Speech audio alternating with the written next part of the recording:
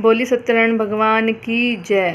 तो सत्यनारायण भगवान जी की व्रत कथा का दूसरा अध्याय शुरू करते हैं। सूत जी बोले, हे ऋषियों, जिसने पहले समय व्रत को किया इसका इतिहास कहता हूँ, ध्यान से सुनो। सुंदर काशीपुरी नगरी में एक अत्यंत निर्धन ब्राह्मण रहता था। वह भूख और प्यास से बेचैन व नित्य पृथ्वी पर घूमता था। ब्राह्मणों से प्रेम करने वाले भगवान ने ब्राह्मणों को दुखी देखकर बूढ़े ब्राह्मण का रूप धर उसके पास जा आदर के साथ पूछा, हे विप्र, नित्य दुखी हुआ पृथ्वी पर क्यों घूम रहा है? हे श्रेष्ठ ब्राह्मण, ये सब मुझसे कहो, मैं सुनना चाहता हूँ। ब्राह्मण बोला, मैं निर्धन ब्राह्मण हूँ, भिक्षा के लिए पृथ्वी पर फिरता हूँ। हे भगवान, यदि आप इसका उपाय जानते हो तो कृपा कर कहो। वृद्ध ब्राह्मण बोला कि सत्यनारायण भगवान का मनवांछित फल देने वाला है, इसलिए हे ब्राह्मण, तू उनका पूजन कर, जिससे करने से मनुष्य सब दुखों से मुक्त होता है। ब्राह्मण को व्रत का सारा विधान बतलाकर बूढ़े ब्राह्मण का रूप धारण करने वाले सत्यनारायण भगवान अंतर्ध्यान हो गए। जिस व्रत को वृद्ध ब्राह्मण ने बतलाया मैं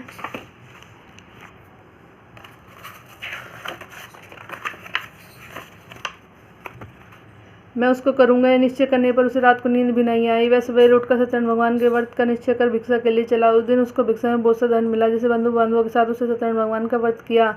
इसके करने से ब्राह्मण सब दुखों से छूटकर अनेक प्रकार की संपत्तियों से युक्त हुआ।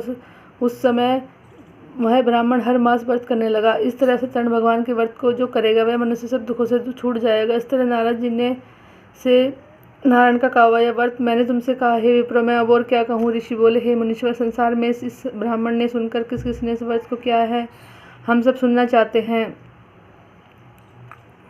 इसके लिए हमारे मन में श्रद्धा है। सूत जी बोले, हे मुनियों, जिसने इस व्रत को किया है वह सब सुनो। एक समय एक ब्राह्मण धन ऐश्वर्य के साथ अनुसार बंधुओं बांधवों के साथ व्रत करने को तैयार हुआ।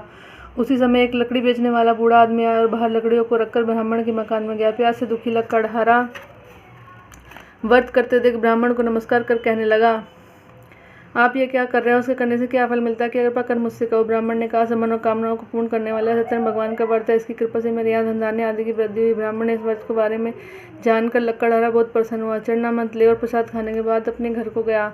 लकड़हारे ने अपने मन को इस प्रकार का संकल्प किया कि आज ग्राम में लकड़ी बेचने से जो धन मिलेगा उसी से सत्यनारायण देव का उत्तम व्रत करूंगा। यह मन में विचार कर बूढ़ा आदमी लकड़ियों को अपने सर पर रख जिस नगर में धनवान लोग रहते थे ऐसे सुंदर नगर में गया। वह रोज वहां पर उसने लकड़ियों के दाम पहले से चौगुना मिला।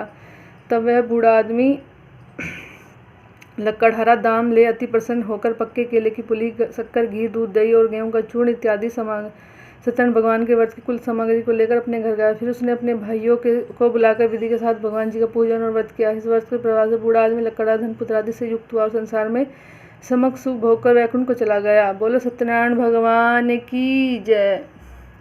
तो इसी के साथ सत्यनारायण भगवान जी कथा का दूसरा अध्याय समाप्त होता है। राधे राधे।